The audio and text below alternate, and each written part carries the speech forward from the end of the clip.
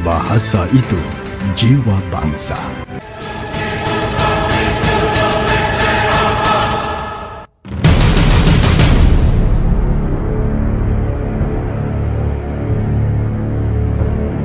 Assalamualaikum dan selamat sejahtera saya ucapkan kepada Dr. Nora selaku pensyarah BMCO 4104. Kumpulan kami yang terdiri daripada saya sendiri, Noraini Margimin, nombor matrik 1916616, Nurul Atia Ahmad 1919080, Nur Izzah Syuhada Ahmad 1911874, Nurul Najiha A. Razak 1913978 dan Aina Najiha Bahrum 1919902. Hari ini kami akan membentangkan aspek komunikasi korporat Dewan Bahasa dan Pustaka ataupun DBP. Pembentangan ini adalah hasil daripada temu bual bersama Encik Syahrul Rizal Hashim selaku pengarah komunikasi korporat DBP yang dijalankan pada 9 Disember yang lalu. Pembentangan ini akan menyentuh beberapa topik berkaitan latar belakang komunikasi korporat, strategi komunikasi, perkhidmatan dan tanggungjawab sosial korporat DBP. Dewan Bahasa dan Pustaka ataupun dikenali sebagai DBP merupakan sebuah organisasi yang telah diamanahkan untuk menjaga dan memelihara bahasa Melayu sebagai bahasa kebangsaan negara seperti yang termaktub dalam Perkara 152 Perlembagaan Persekutuan. DBP atau nama asalnya Balai Pustaka ditubuhkan pada 22 Jun 1956 di Johor Bahru sebagai sebuah jabatan kecil di bawah naungan Kementerian Pelajaran. Penubuhan DBP ini adalah untuk mengembangkan bahasa Melayu sebagai bahasa kebangsaan dan bahasa rasmi negara yang akan merdeka pada ketika itu. Pada peringkat awal, DBP menggorak usaha murni mereka di Bukit Timbalan, Johor Bahru. Hasil Kongres Bahasa dan Persuratan Melayu yang ketiga berlangsung di Singapura dan Johor Bahru pada 16 hingga 21 September 1956. Kerajaan telah menerima cadangan Kongres yang mahu menamakan Balai Pustaka tersebut kepada Dewan Bahasa dan Pustaka.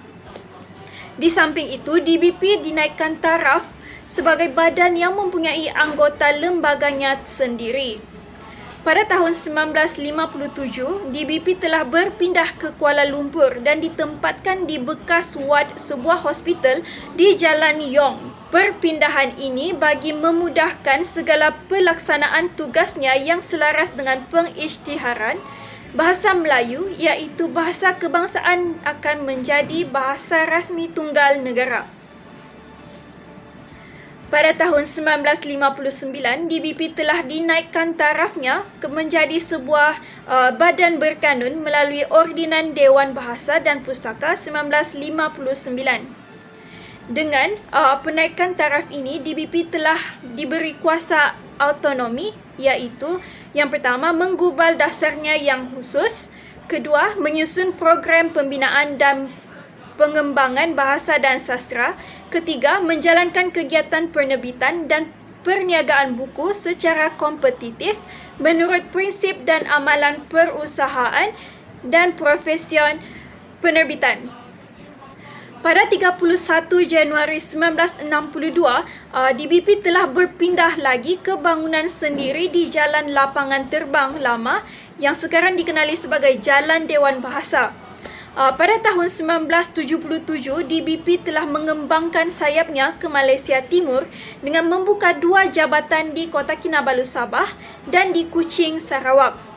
Ini diikuti pula dengan pembukaan 4 jabatan DBP Wilayah Utara di Bukit Mertajam, Pulau Pinang, pejabat DBP Wilayah Timur di Kota Baru, Kelantan, pejabat DBP Wilayah Selatan di Johor Bahru, Johor, dan pejabat DBP Wilayah Tengah di Kuala Lumpur. Kini, DBP beroperasi di bangunan baharu iaitu Menara DBP yang dibina pada tahun 1977 dan siap pada tahun 2002. Bangunan lama DBP kini dikenali sebagai Wisma DBP. Lambang DBP ini dilukis oleh Encik Hussein Enas pada tahun 1957 berdasarkan ilham Allahyarham Yang Berhormat Tan Sri Syed Nasir Ismail yang merupakan mantan pengarah DBP dan Tuan Haji Abdul Samad Ahmad yang merupakan mantan pengarang DBP. Lambang Dewan Bahasa dan Pustaka ini mengandungi 4 unsur. Yang pertama adalah daun lontar yang terletak di tengah-tengah melambangkan bahan penulisan pada zaman dahulu kala. Yang kedua adalah mata pena yang diperbuat daripada tangkai daun resam. Yang ketiga adalah buku melambangkan kegiatan penerbitan dan penulisan zaman sekarang. Yang keempat adalah tulisan Jawi menggambarkan moto DBP iaitu bahasa jiwa bangsa. Keempat-empat unsur ini melambangkan tugas DBP sebagai badan yang mengembangkan bahasa, sastra dan ilmu pengetahuan melalui penulisan dan penerbitan.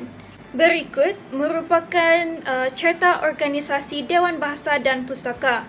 Sejak tahun 2019 hingga kini, jawatan Ketua Pengarah DBP disandang oleh Datuk Haji Abang Salehuddin bin Abang Syakiran. Semangat Dewan Bahasa dan Pustaka lahir daripada sejarah perjuangan untuk mendaulatkan bahasa Melayu sebagai bahasa kebangsaan dan bahasa rasmi negara Malaysia. Maka, budaya korporat Dewan Bahasa dan Pustaka berkembang untuk melahirkan manusia yang bertanggungjawab terhadap kerja mereka. Terdapat beberapa budaya bekerja di Dewan Bahasa dan Pustaka. Antaranya ialah yang pertama, memahami dan menghayati wawasan DBP. Yang kedua, memelihara dan meningkatkan imej DBP dalam halayak ramai. Ketiga, meningkatkan hasil dan mutu keluaran. Keempat, mengamalkan kerja secara bermesyuarah dan berkumpulan. Kelima, mementingkan pekerjaan yang bersih, cekap dan berkesan. Keenam, mengamalkan sifat-sifat bijaksana, adil, amanah, jujur dan ikhlas. Yang ketujuh, berusaha untuk menambahkan ilmu. Dan yang terakhir adalah mempercayai bahawa bekerja merupakan salah satu ibadah. Umum mengetahui bahawa pembentukan sesuatu syarikat yang mantap sangat berkait rapat dengan komunikasi korporat yang wujud dalam sesebuah organisasi. Pada era kemodenan ini, banyak syarikat telah mula sedar bahawa komunikasi korporat sangat penting dalam pembentukan imej korporat. Komunikasi korporat dapat didefinisikan sebagai satu proses untuk menterjemahkan atau mengubah satu identiti korporat menjadi imej korporat. Berdasarkan Goodman pada tahun 2000 menyatakan bahawa komunikasi korporat ini adalah salah satu usaha keseluruhan organisasi berkomunikasi secara berkesan dan menguntungkan. Hal ini menunjukkan segala aktiviti yang dijalankan oleh syarikat itu akan melibatkan komunikasi antara semua pihak dan memberi manfaat kepada syarikat tersebut. Dalam pengurusan Dewan Bahasa dan Pustaka DBP juga mementingkan aspek komunikasi korporat dalam pengurusan mereka bagi mencapai matlamat dan objektif DBP. Terdapat beberapa langkah atau peranan yang dilakukan oleh Jabatan Komunikasi Korporat DBP dalam memastikan sistem pengurusan korporat DBP bergerak dengan lancar. Berdasarkan hasil temubual bersama Encik Syahrul selaku Ketua Bahagian Komunikasi Korporat DBP menyatakan bahawa pihak komunikasi korporat DBP berperanan untuk merancang sesuatu perubahan yang dilakukan mengikut perkembangan teknologi semasa. Perubahan itu dapat dilakukan dari segi perkhidmatan, penerbitan, pengurusan sumber manusia, hal-hal ehwal media, perhubungan awam dan sebagainya. Hal ini demikian kerana pihak DBP tidak boleh terus statik pada perkara yang sedia ada tetapi perlu melihat setiap perkembangan teknologi pada zaman ini untuk cuba bergerak seiring dengan peredaran teknologi tersebut. Di samping itu, pihak komunikasi korporat DBP berperanan dalam menjalin dan memupuk hubungan yang baik dengan pihak media tempatan dan juga luar negara secara berterusan. Hal ini demikian kerana bagi memastikan segala maklumat dan perkongsian tentang organisasi DBP dapat diakses dengan mudah. Kerjasama yang terjalin antara pihak DBP dengan pihak media membolehkan pelaksanaan pelbagai program-program yang dilaksanakan dengan mudah. Di samping dapat merapatkan hubungan dua hala dengan pihak berkepentingan yang terlibat. Dan daripada itu, hubungan yang baik dengan pihak media akan membantu DBP dalam pengurusan suatu masalah yang berlaku dengan bantuan pihak media. Selain itu, pihak komunikasi korporat DBP juga akan membuat penilaian secara berterusan untuk melihat strategi-strategi komunikasi yang boleh digunakan untuk menambah baik perkara yang telah dilakukan oleh pihak DBP pada sebelum ini. Strategi komunikasi yang berkesan akan membolehkan pihak DBP untuk melakukan tindakan segera jika mesej mesej tidak disampaikan dengan baik kepada para pekerja. Kewujudan alat komunikasi yang digunakan juga untuk memudahkan perkongsian maklumat dilakukan. Contohnya melalui email, siar raya dan pejabat maya DBP yang akan membantu proses pengurusan korporat DBP bergerak dengan lebih baik. Pihak komunikasi korporat DBP juga memainkan peranan dalam tugas-tugas protokol, iaitu melalui pengendalian majlis rasmi. Kebanyakan majlis rasmi yang dikendalikan oleh DBP melibatkan golongan kenamaan seperti Perdana Menteri, Raja-Raja, Menteri Pelajaran, Pengarah Tertinggi DBP dan lain-lain. Peranan mereka sangat penting dalam satu majlis rasmi untuk memastikan majlis berjalan dengan lancar, yang meliputi aspek susunan keutamaan, susunan tempat duduk, panggilan hormat atau cara majlis, tempat sidang media, penyambut tetamu, pengacaraan majlis dan sebagainya. Mereka juga melakukan kerjasama dengan pihak adat istiadat jika melibatkan majlis tetamu kenamaan dan juga pihak adat istiadat istana jika melibatkan majlis rasmi di istana negara. Kerjasama yang terjalin itu dapat membantu pihak DBP lebih banyak belajar tentang protokol dan adat istiadat majlis dalam melaksanakan pelbagai program yang berprestij, terutamanya melibatkan protokol tetamu kenamaan. Antara majlis rasmi yang telah dilaksanakan oleh pihak DBP ialah Majlis Pengurniaan Anugerah Sastra Negara (TSN) yang ke-15 yang disempurnakan oleh Yang di-Pertuan Agong Al-Sultan Abu Bakar Tudin Al-Mustafa Billah Shah yang berlangsung pada 4 Oktober 2022. Majlis Anugerah Sastra Negara itu merupakan majlis pengiktirafan tertinggi kerajaan bertaraf negara kepada tokoh sastrawan yang masih menulis dalam bahasa Melayu. Selain itu, majlis penyampaian hadiah sastra Perdana Malaysia yang disampaikan oleh Ketua Setiausaha dan juga Kementerian Pendidikan Malaysia yang diadakan pada setiap tahun yang bertujuan untuk memberi pengiktirafan bertaraf kebangsaan kepada penulis yang menghasilkan karya yang bermutu. Seterusnya, majlis lain yang dianjurkan oleh pihak DBP seperti Majlis Perasmian Simposium Pengantarabangsaan Bahasa Melayu yang dirasmikan oleh Perdana Menteri yang amat berhormat Datuk Seri Ismail Sabri yang berlangsung pada 22 Mei pada tahun 2022. Majlis simposium yang diadakan itu adalah bertujuan untuk mewacanakan kepentingan pengantarabangsaan bahasa Melayu serta membincangkan usaha-usaha untuk memartabatkan bahasa Melayu ke peringkat seantero dunia. Oleh itu, peranan komunikasi korporat DBP memerlukan pelibatan kerjasama daripada semua pihak.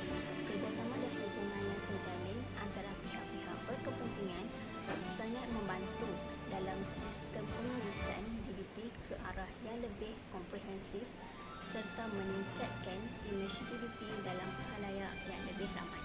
Bahasa jiwa bangsa. Sejajar dengan itu, saya sentiasa berlapang dada untuk berkongsikan mengenai pelbagai perkhidmatan yang ditawarkan oleh DBP dalam usaha memartabatkan bahasa Melayu, bahasa kebangsaan kita. Kami di DBP sentiasa berusaha untuk memberikan perkhidmatan dan penghasilan produk seperti buku yang baik dan berkualiti.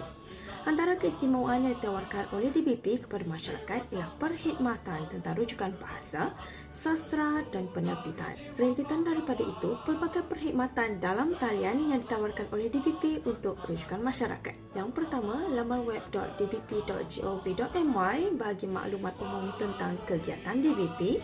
Bagi pelantar digital yang mengandungi sohor kini, majalah e-majalah, e-buku iaitu PDF koleksi nadir, EPUB dan iBuku DBP. Malah jendela DBP juga digunakan sebagai tujuan pemasaran iaitu medium jualan buku DBP secara maya dan televisyen atau radio digital. Seterusnya, rujukan carian perkataan dalam bahasa Melayu boleh dilakukan melalui prpm.dbp.gov.my. Akademi.dbp.my pula boleh dilawati bagi kursus atau bengkel anjuran DBP yang boleh disertai oleh masyarakat.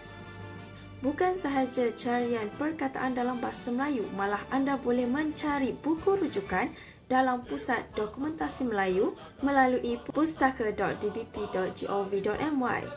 dbpniaga.my menawarkan buku-buku terbaru terbitan DBP yang boleh dibeli dalam atas talian.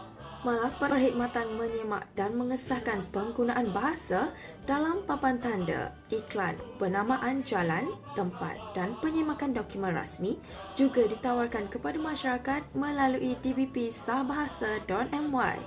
Dan di kndbp.dbp.gov.my anda boleh bertanya berkenaan bahasa, tidak kira ejaan Rumi, Jawi, istilah dan semakan bahasa, bidang sastra, bidang penerbitan dan juga korporat. Pelbagai perkhidmatan tadi membuktikan bahawa DBP sentiasa meningkatkan usaha untuk semua lapisan masyarakat untuk meneruskan penggunaan bahasa Melayu yang betul.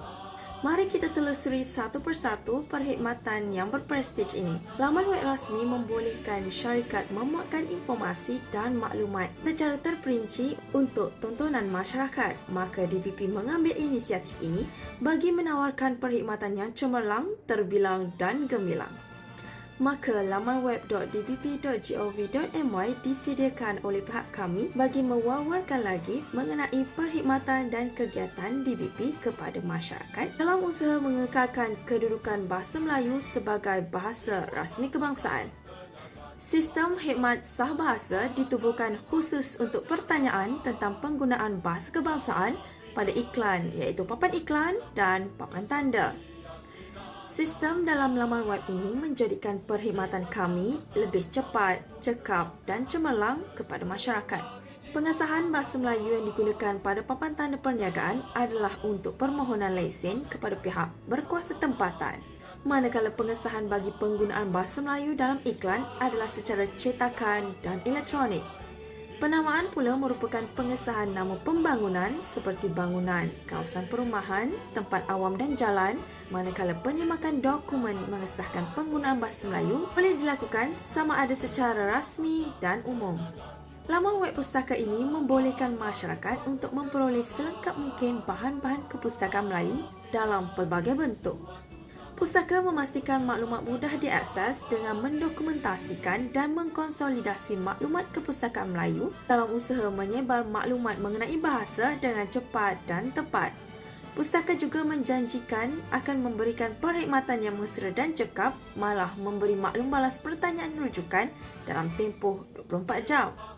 Ini mampu dilakukan dengan bantuan laman web pustaka.dbp.gov.my yang lengkap dan mudah diakses oleh masyarakat. Seterusnya, khidmat nasihat Dewan Bahasa dan Pustaka KNDBP merupakan khidmat yang disediakan oleh DBP bagi membantu menyelesaikan masalah dan kekeliruan yang berkaitan dengan hal kebahasaan, kesusastraan, penerbitan, pengurusan dan khidmat korporat Dewan Bahasa dan Pustaka.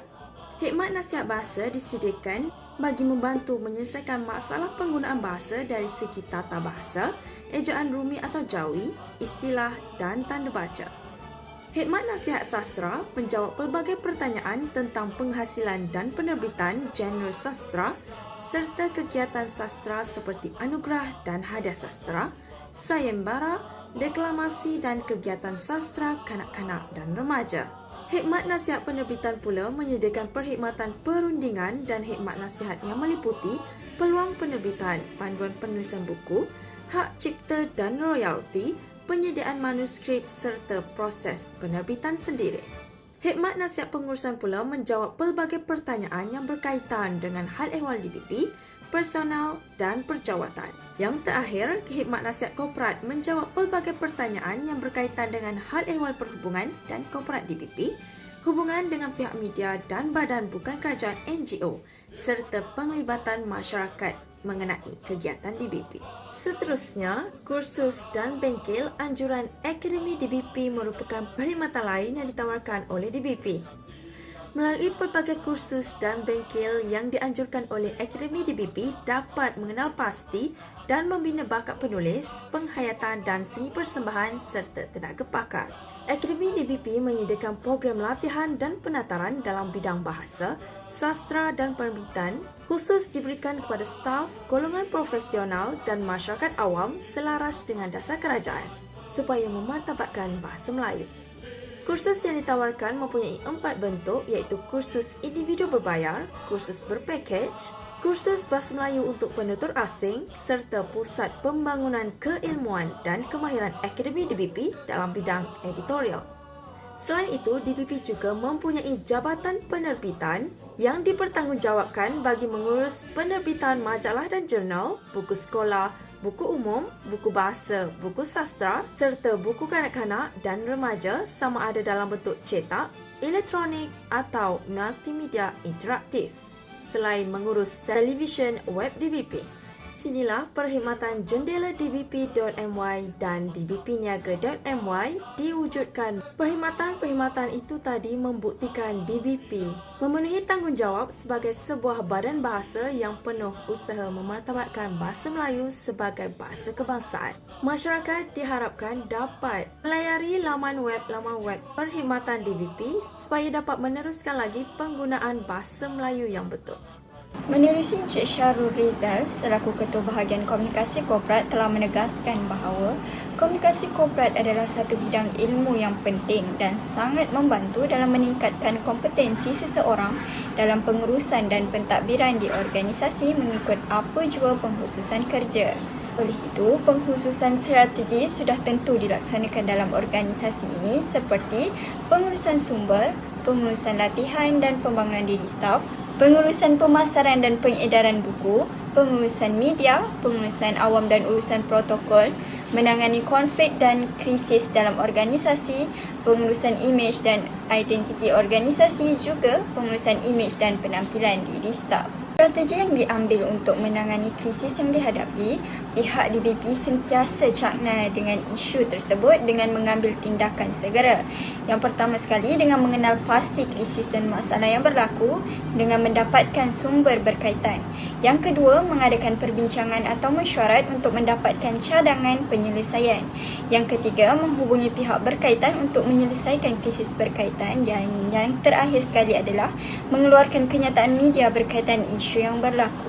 Dari segi penjagaan nama baik DBP di era moden ini, pihak DBP lebih mengutamakan penyampaian, penyaluran maklumat atau perkongsian secara atas talian seperti di media sosial dan laman web rasmi DBP.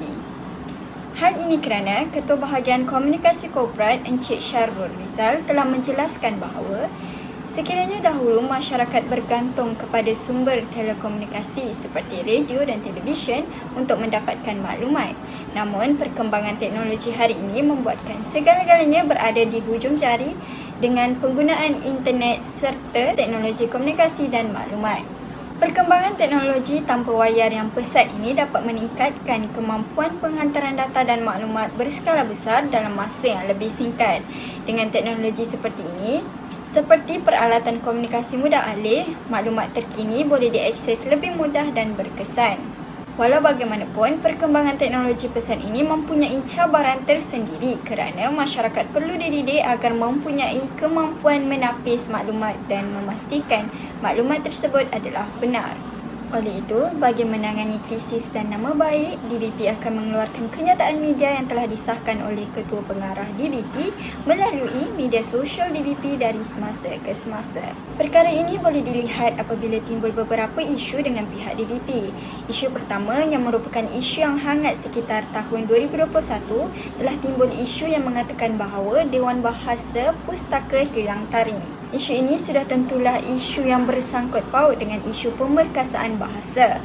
Namun, pihak DBP sendiri telah mengulas isu ini dengan diwakili oleh Ketua Pengarah Abang Salihuddin yang menyatakan bahawa tidak timbul soal DBP sudah kehilangan taring kerana organisasi ini berfungsi berdasarkan sumber kuasa daripada aktanya selain Perlembagaan Persekutuan. Dua akta yang dimaksudkan adalah Akta 213, Akta Dewan Bahasa dan Pustaka 1959 yang telah disemak pada tahun 1978 dan Akta A930, Akta Dewan Bahasa dan Pustaka Pindaan dan Perluasan 1995.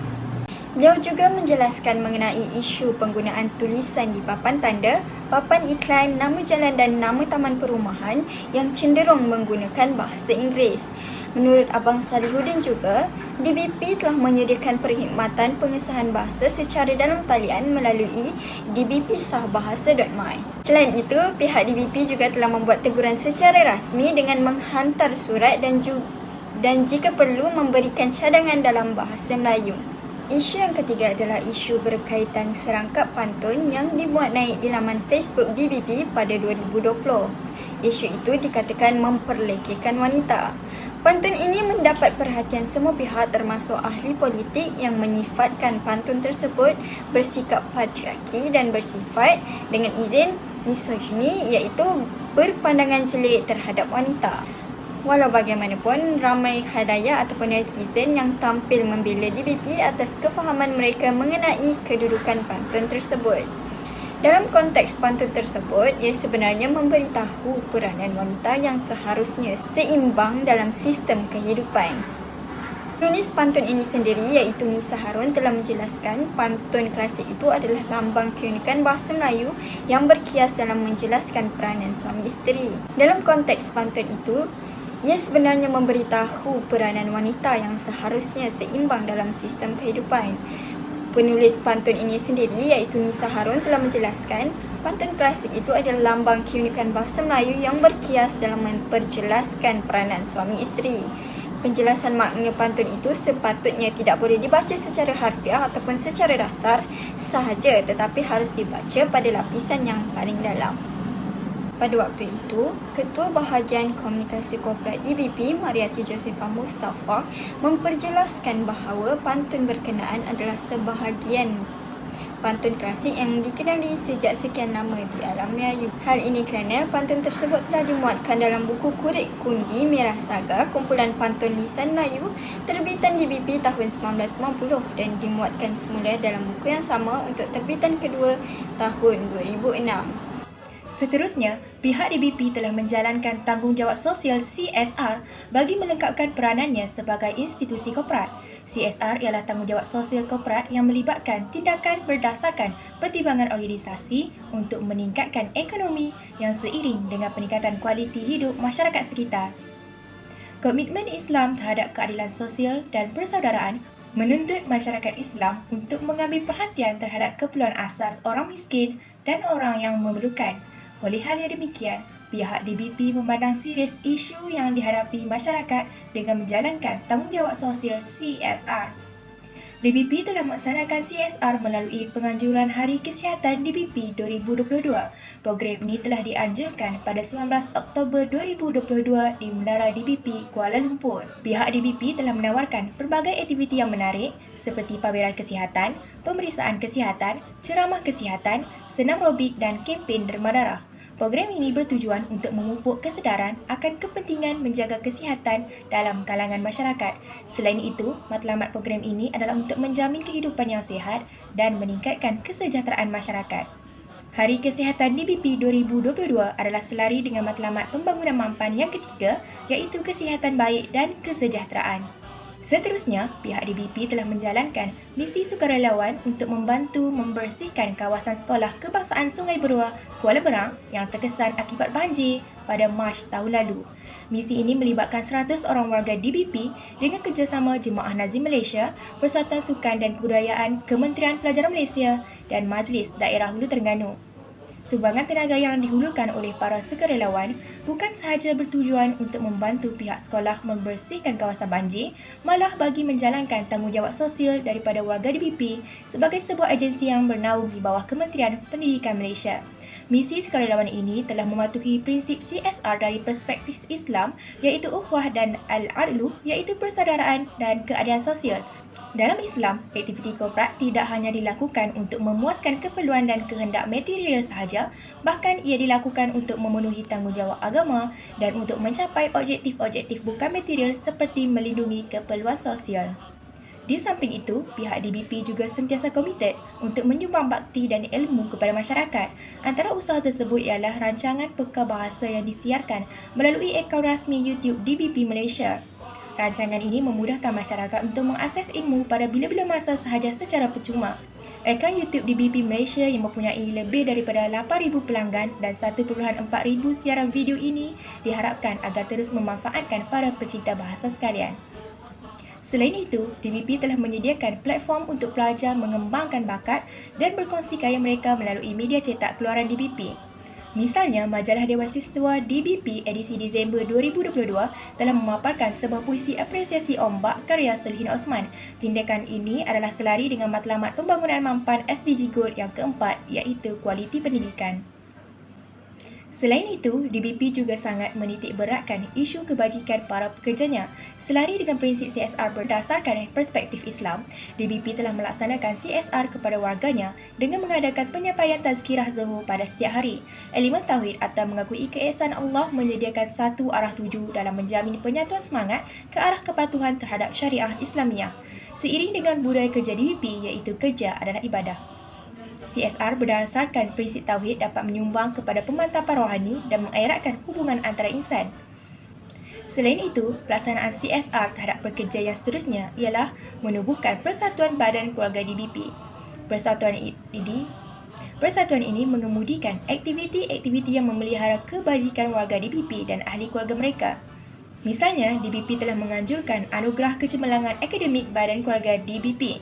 Ahli dan anak ahli persatuan yang layak akan menerima hadiah berupa wang tunai dan baucer buku.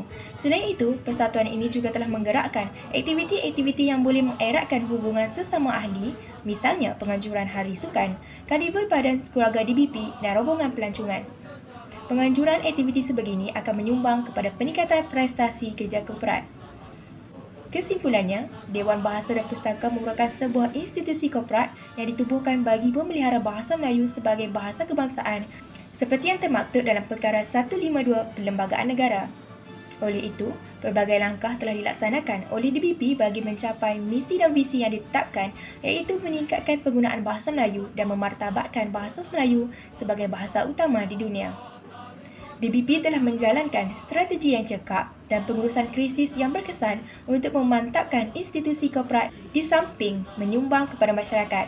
DBP akan terus komited untuk meningkatkan usaha pembudayaan dan pemukan bahasa yang santun, indah dan berakhlak. Justru, DBP menyuruh semua pihak untuk bersama-sama menggelembing usaha pembinaan negara melalui bahasa Melayu, bahasa jiwa bangsa.